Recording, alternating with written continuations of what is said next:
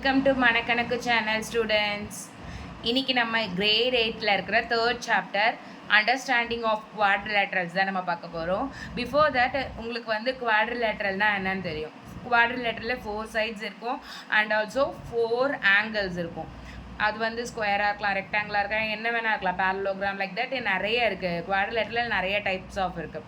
இப்போ நம்ம குவாட்ரிலேட்ரலோட ப்ராப்பர்ட்டிஸ் தான் பார்க்க போகிறோம். குவாட்ரிலேட்ரலோட பேரலோகிராமை மட்டும் தான் நம்ம பிக் பண்ணிவிட்டு அதை வந்து பேரலோகிராம்னாலே அதோட கண்டிஷன்ஸ் என்ன, ஆப்போசிட் சைட்ஸ்லாம் பேரலாக இருக்கும். பேரலோகிராம் பேரலல் அந்த மாதிரி நீங்கள் ஞாபகம் வச்சுக்கோங்க. ஸோ ஈஸியாக இருக்கும். ஓகேவா? அதோட ஒன் ஆஃப் த ப்ராப்பர்ட்டியை தான் நம்ம அதோட ப்ரூஃப் பார்க்க போகிறோம். The opposite sides of a parallelograms are equal லென்த்னு சொல்லி நம்ம ப்ரூவ் பண்ணோம். அதுக்காக நான் வந்து இது ஒரு பேரலோகிராம். ஸோ நான் வந்து ஏபிசிடின்ற ஒரு பேரலோகிராமை கன்சிடர் பண்ணிக்கிறேன். இதில் வந்து பேரலோகிராம்னாலே நான் என்ன சொன்னேன், ஆப்போசிட் சைட்ஸ் வந்து பேரலாக இருக்கும். So what is the opposite side? ஏபிக்கு ஆப்போசிட்டாக யார் இருக்காங்க? டிசி. இவங்க எப்படி போகிறாங்களோ அதே மாதிரி தான் இவரும் போவார். இவர் சைடாக போனாங்கன்னா இவங்களும் சைடாக போவாங்க. ஸோ ஆப்போசிட் சைட்ஸ் வந்து பேரலாக போகும். ஸோ அந்த பேரலன்றதுக்கு இந்த மாதிரி டபுள் ஸ்லாஷ் போட்டுக்கிட்டிங்கன்னா இது வந்து பேரலல்னு அர்த்தம். So AB is parallel to CD and AD is a parallel to பிசின்னு எழுதியாச்சு. நம்ம என்ன ப்ரூவ் பண்ணோம்னா opposite sides of a parallelograms are ஈக்குவல்னு சொல்லி ப்ரூவ் பண்ணோம். ஸோ ஆப்போசிட் சைட்ஸ் வந்து ஈக்குவல்னு சொல்லி ப்ரூவ் பண்ணோம். அதுக்காக நான் வந்து ஏபிஸ் ஈக்குவல் டு சிடினும் பிசிஸ் ஈக்குவல் டு ஏடினும் ப்ரூவ் பண்ண வேண்டியிருக்கேன். நான் வந்து என்ன பண்ணுறேன்னா first I am going to construction நான் எடுத்துக்கிறேன். அதில் வந்து நான் ஏவையும் சியையும் ஜாயின் பண்ணி ஒரு டயக்னல் ட்ரா பண்ணுறேன். ஒரே ஒரு டயக்னல் மட்டும் ட்ரா பண்ணுறேன். அப்போ நீங்கள் ட்ரா பண்ணிங்கன்னா here I am having only one angle. இந்த ஏக்கு வந்து only one angle நம்மளுக்கு கிடைச்சிருக்கு. But if I draw one line here, I will get 2 angles, isn't it? So 2 angles கிடைக்குது. அதில் நான் வந்து என்ன பண்ணுறேன்னா ஒன்றுத்துக்கு ஒரு நேம் கொடுத்துக்கிறேன். That is your wish only. So here I am taking this is 1 and 2, this one 3 and that one 4. Like that I took it. Okay. So இப்போ இதில் வந்து நம்ம இந்த மாதிரி டயக்னல் லைன் ட்ரா பண்ணும்போது we are getting a 2 triangles, isn't it? So one triangle is ABC, one triangle, another triangle is ACD is another triangle. From this triangle, look at carefully. நம்மளுக்கு இதில் ஒரு ப்ராப்பர்ட்டி தெரியும். Alternate interiors angles are equal சொல்லிட்டு jet shape, ஜெட்டை வந்து rotate பண்ண மாதிரி ஷேப்ஸ்லாம் இருந்துச்சு அப்படின்னா நம்ம அப்போல்லாம் இந்த வேர்டு யூஸ் பண்ணுவோம். Alternate interior angles are equal அப்படின்ற வேர்டை யூஸ் பண்ணுவோம். ஸோ நான் அதை யூஸ் பண்ணி இப்போ ஆல்டர்னேட் இன்டீரியர் ஆங்கிள்ஸ் ஆர் ஈக்குவல்னு நான் எப்படி சொல்வேன்னா ஃபர்ஸ்ட் அதில் ஆப்போசிட் சைட்ஸ் இருக்கா அப்படின்னு சொல்லி ஆப்போசிட் சைட்ஸ் வந்து பேரலாக இருக்கான்னு செக் பண்ணோம்.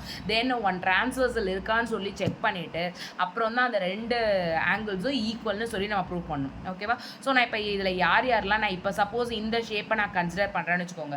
இந்த மாதிரி ஒரு ஜெட் இருக்குல்ல, ஸோ நான் அந்த ஜெட்டை எடுத்தேன்னா நம்மளுக்கு என்னென்ன வருவாங்க, 2ம் 1ம் மட்டும் தான் வரும். இந்த 2ம் 1ம் ஈக்குவலாக இருக்கும். ஒய்?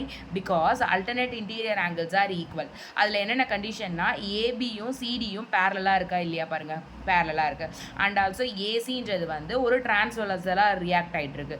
ஸோ அப்படின்ற போது இந்த ஆப்போசிட்ஸ் ஆல்டர்னேட் இன்டீரியர் ஆங்கிள்ஸை நம்ம ஈக்குவல்னு சொல்லலாம். இப்போ நான் ஃபஸ்ட்டு வந்து கன்சிடர் பண்ணது இந்த jet shape, isn't it? So இப்போ நான் நெக்ஸ்ட்டு வந்து ஜெட்டை வந்து ரொட்டேட் பண்ண மாதிரி இருக்கிற இந்த ஜெட் ஷேப் எடுத்துக்கிறேன். ஓகேவா? நீங்கள் எப்படி வேணால் எடுத்துக்கலாம். ஸோ நான் இந்த அடுத்த ஜெட் ஷேப் எடுக்கும்போது நம்மளுக்கு வந்து இந்த மாதிரி ஒன்று கிடைக்கும். இதில் பார்த்தீங்கன்னா இதில் ஏடியும் பிசியும் பேரலாக தான் இருக்காங்க. And also AC is reacted as a transversal. அப்படி ரியாக்ட் ஆகிட்டு இருக்கு அப்படின்னா நம்ம என்ன சொல்லலாம், ஆல்டர்னேட் இன்டீரியர் ஆங்கிள்ஸ் ஆர் ஈக்குவல்னு சொல்லலாம். ஆல்டர்னேட் இன்டீரியர் ஆங்கிள் இங்கே யார், 3யும் 4 தான். So angle 3 is equal to angle 4.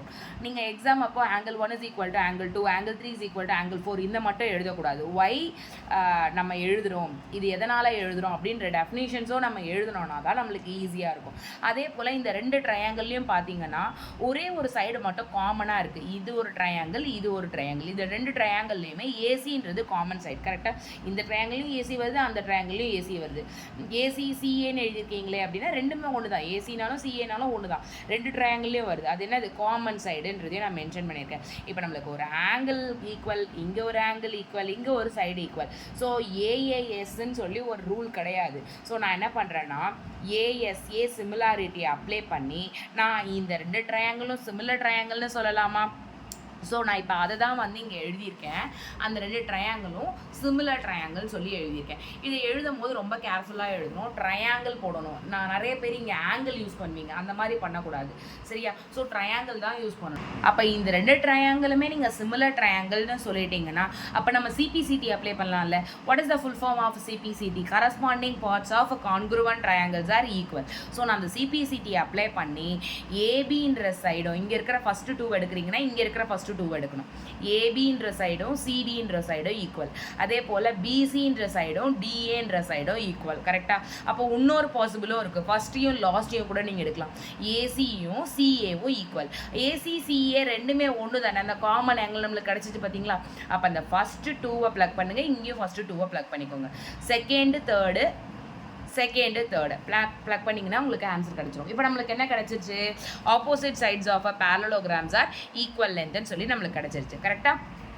கண்டிப்பாக இந்த தியரம் உங்களுக்கு புரிஞ்சிருக்கும் அப்படின்னு நினைக்கிறேன். உங்கள் ஃப்ரெண்ட்ஸுக்கும் இதை ஷேர் பண்ணுங்கள். இதில் இன்னும் வேறு ஏதாவது டவுட் இருந்துச்சு அப்படின்னா கமெண்ட் பண்ணுங்கள். மறக்காமல் சப்ஸ்கிரைப் பண்ணுங்கள், ஷேர் பண்ணுங்கள். Thank you students.